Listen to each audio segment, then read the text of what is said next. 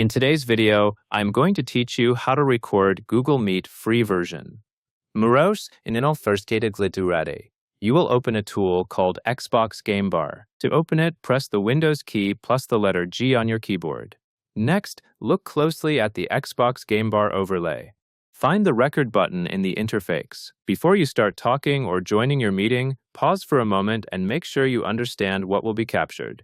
The record button is meant to record the active area, and in this case, that should be your browser window where Google Meet is running. If you notice that something else is visible, click into the browser so the meeting page becomes the active window. That helps ensure the recording captures what you actually need. Now click the record button to begin recording. After you press it, the recording will start immediately. At this point, you can proceed with your Google Meet session.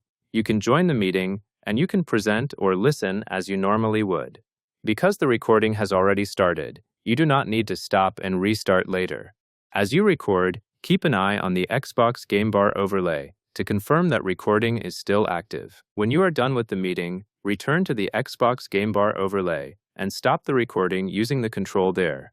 Stopping the recording is important because it finalizes the file so you can watch it later. After you stop, give your computer a few seconds to finish processing the recording. Finally, locate your recorded video.